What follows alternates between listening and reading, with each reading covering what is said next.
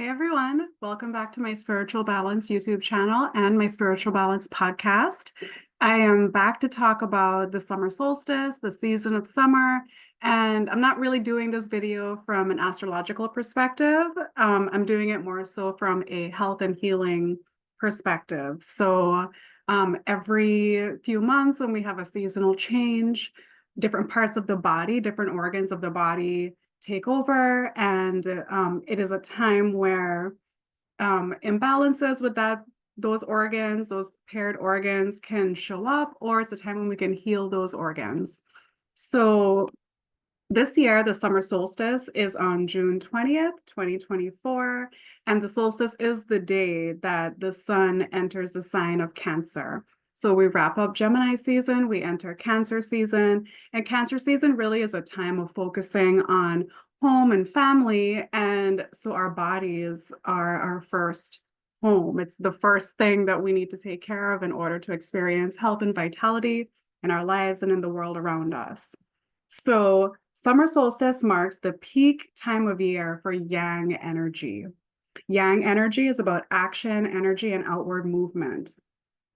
In the Chinese lunar calendar, the summer solstice isn't the beginning of summer, it actually marks the peak summertime. So for the Western calendar, it's the first day of summer, and for the Chinese lunar calendar, it is a peak summertime.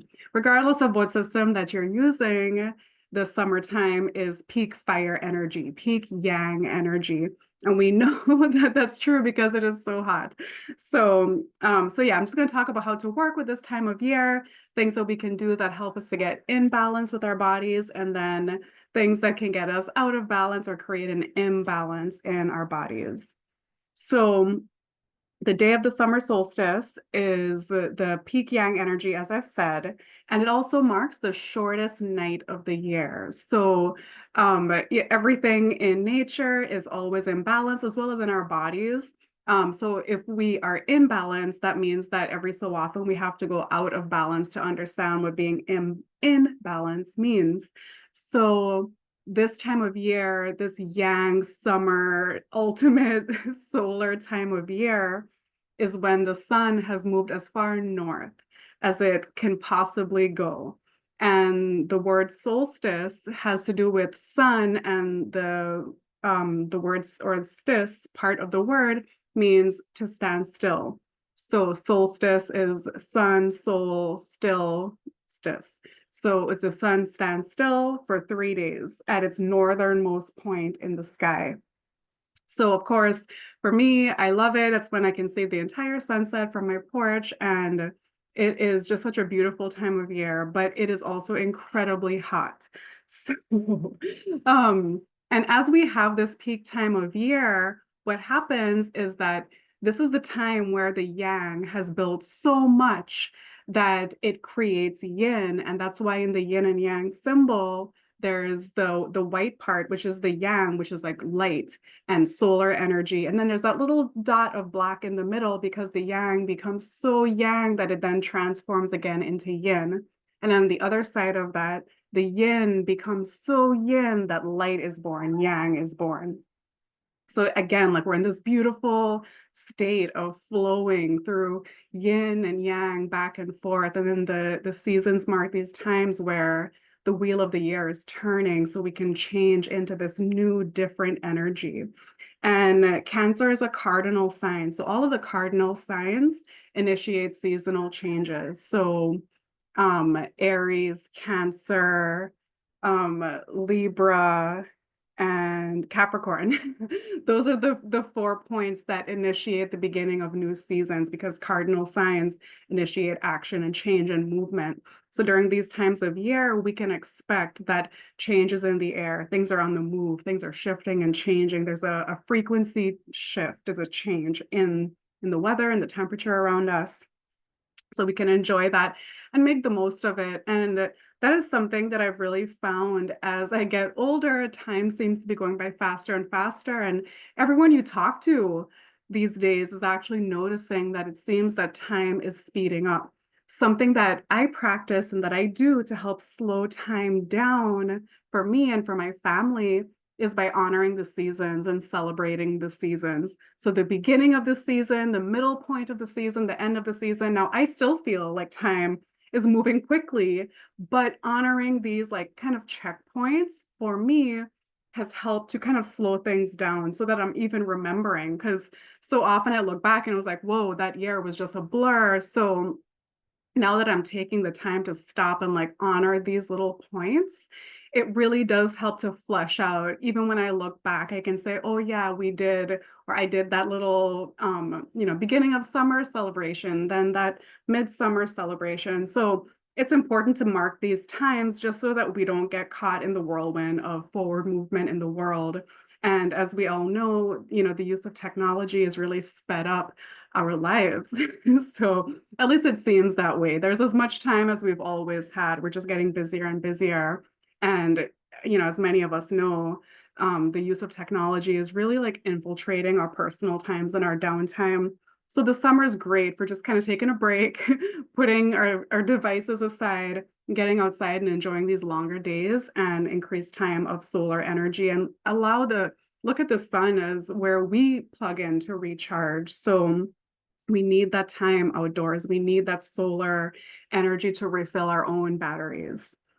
So, so we need to learn to flow in harmony with nature and through the seasonal changes and through those celebrations. And it is said that tension happens when we resist this flow. Illness happens when we resist our change.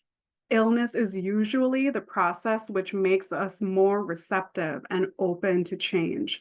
So just recently, myself and my entire family just went through this like crazy like summer illness with like fevers and headaches, upset stomach, sensitivity to light, which of course is so hard this time of year. But even in the midst of being sick, especially once it really sets in and I realize I'm in for the long haul, I do really try and practice a surrender. What is this illness trying to teach me? How can it open me up to get ready for whatever is coming next in my life? And I find that that helps the illness to kind of wrap up faster and move me along. And then I can hopefully integrate the lesson that the illness was trying to teach me, which is usually that our bodies are out of harmony or that we're resisting something, we're resisting a change in some way. So summer rules over the fire element in the 5-element theory. And the organs that correlate to the fire element are the heart and the small intestine. So the heart has to do with the ability to rule, to understand and see clearly, and to serve compassionately. The small intestine functions to receive, digest, and assimilate nourishment.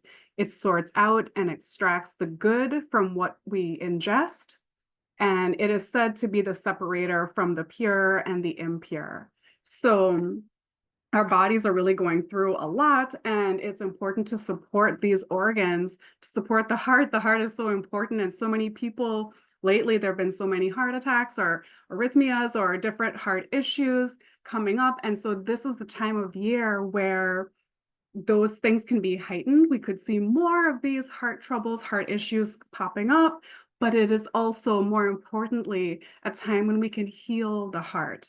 So, this would be a great time to check in with your doctors, check in with your physician, just kind of get an overall check on how you're doing and start incorporating more healthy practices, more, healthy things that we can do to support our body, to support our heart. So there are some guidelines of things that we can do to support good overall health, especially on this time of year. There are certain times of year where we do need, different types of food to support wellness. And so the summertime is a good time to avoid excess salt. Now, I'm not talking about some sea salt seasoning your food. I'm talking about like processed foods, refined foods, chemical foods, anything with any preservatives in it, anything that comes from a packaging is going to be loaded with more salt than our bodies actually need. So this is a really good time of year to streamline, eat more fruits and vegetables, and just when you're seasoning your food, do so with like different herbs and different flavors, and really read the ingredients on your seasonings, because a lot of these seasonings have chemicals in them that are not supportive to our bodies. And I would even stretch to say they are hardly food product and unworthy of entering our sacred vessels. So really do be discerning. I always read ingredients. You want your seasonings to just have the flavors that you want in them and not things like MSG or other things that can cause a plethora of health problems in the body. So we want to avoid excess fatty foods, which is like fried foods. And no, these things are okay to eat in moderation, of course, during the autumn and winter season, because we do need those like heavier foods for more nourishment in our bodies. But the summertime, spring and summertime, is better to avoid these fried foods. The heated oils, the yeah, like any like excess fats or anything that will weigh us down and make our bodies feel heavy. The purpose this time of year is to lighten and refresh the body. So avoid high cholesterol foods. Some people would say to avoid like eggs and animal organs like liver. If you do meat or poultry, even fish, kind of try and scale back on those things. That is up for your own discernment. I'm not telling anyone how to be and how to live. I am not a doctor, so I am not giving anyone medical advice here. But yeah, it like what I'm saying is just to create an environment to clear and nourish the body. So avoid excess sugar. This is a big one, especially during the summer, because sugar can make us feel really lethargic. It stresses our adrenals and it creates that like sugar crash. So we want to make sure that we're not overdoing it on the sugars and to remember that we can trade out what we need. So instead of having like a candy bar or ice cream or something like that, maybe a fruit smoothie or like a homemade fruit sorbet or just a nice fresh apple, a nice cold apple or a mango can be incredibly restorative to the body. Trade out some of those refined sugars for natural fruit sugars because our bodies can more easily use the sugars from fruit versus, say, a candy bar or, whatever refined sugar you enjoy eating. Yeah, so just avoiding processed foods with chemical additives, avoid excess coffee or caffeine teas. I know that's a tough one for me. I really love my coffee, but even this time of year, I'm even feeling like, ugh, like I can't handle it. I kind of need a break from it. So a good thing to trade out for caffeine right now is a roasted dandelion root tea. And it does have that like darker, smokier flavor similar to coffee, but dandelion is amazing for clearing the body, clearing the liver, and a liver cleanse is a great thing to do this time of year. So I always say go with the more natural approach to a liver cleanse, something just like cutting out the sugars, cutting out the chemical additives in our food, cutting back on coffee, doing more herbal teas, doing lemon water. Those things are a great way to just gently, naturally clear and cleanse the liver. Sometimes these like store-bought cleanses are not the best things for our bodies. So make sure that you're doing your research and you make an educated decision when you're going to do any of these kinds of cleanses. But the body is powerful. The body is amazing. It wants to heal. It wants to rebalance itself. So, just simply adding some lemon water or doing lemon and lime, doing some citrus in your water, that's a great way to clear out the body. Doing a green tea that does not have caffeine in it, an awesome way to clear and cleanse the body.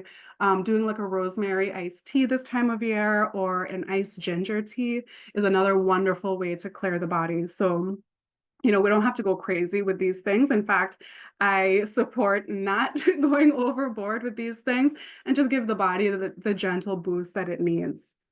So yeah, again, eat lots of fresh fruits and vegetables, eat whole grains, drink lots of herbal teas, and exercise. Exercise is a big deal. Just recently, I invested in a rebounder. It's a 40-inch rebounder. I got one with a handle on it just so that, in case you get a little lightheaded, that you're not like falling off of a trampoline. But if you bounce for 15 minutes a day, it gives your body all the circulation that it needs and is equivalent to any other or better than any other workout that we can do. And 15 minutes a day is nothing, especially when it can contribute so much to our heart health, to our mental wellness, and just get the body moving. Just sweating it out is such a great thing to do this time of year. And I know everyone's all grossed out, everybody's doing their ACs, and all of that's, within reason is fine.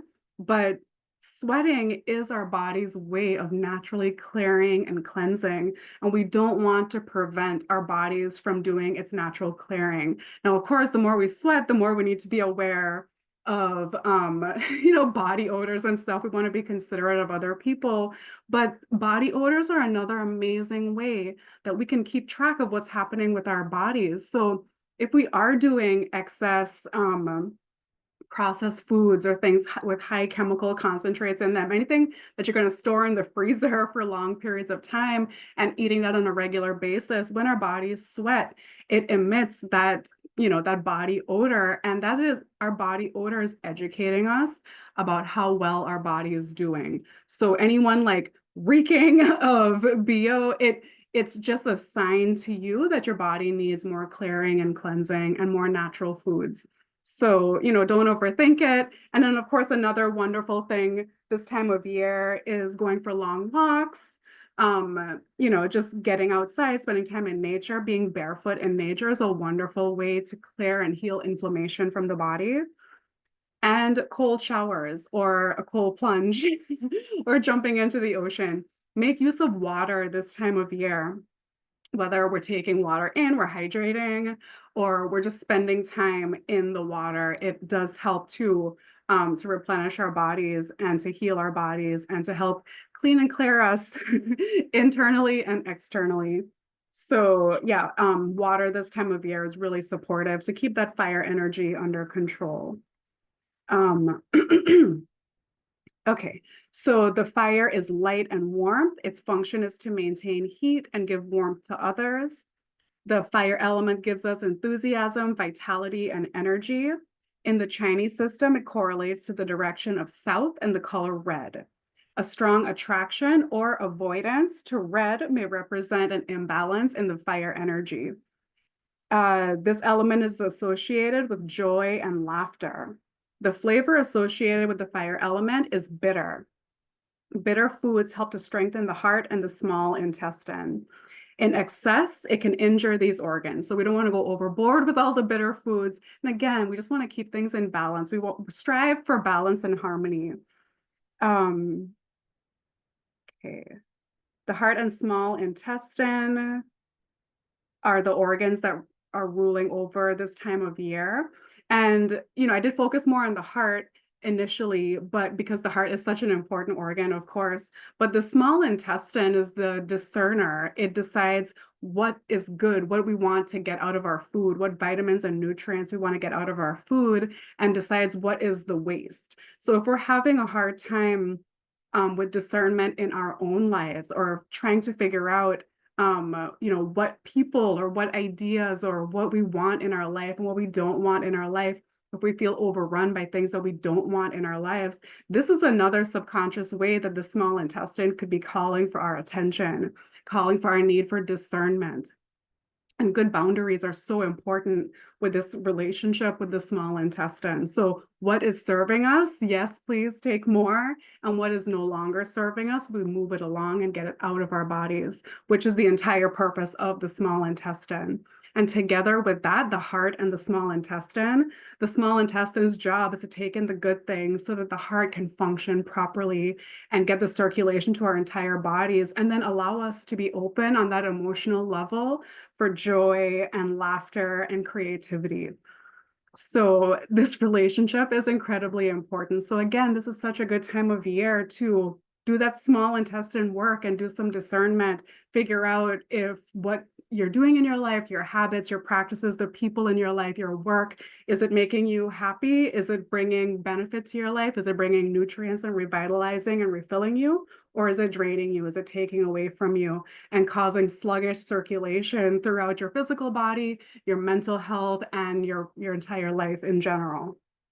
So I know that's intense, but that is why it is so important to honor the seasons and to look at what organs are active so that we can, just keep working on ourselves. And for me, that's why I'm here. I am on this planet to continue doing the work, to keep showing up, to look and then look again. And when we keep it simple, like Chinese medicine does, like all of these all of these systems that have been in place for centuries, they keep it simple. The body, it is complex, but health is simple. Okay, so we're out of balance with our health and our lifestyle. Let's look at our habits and clean it up. And then the body and our planet is all restored to health again.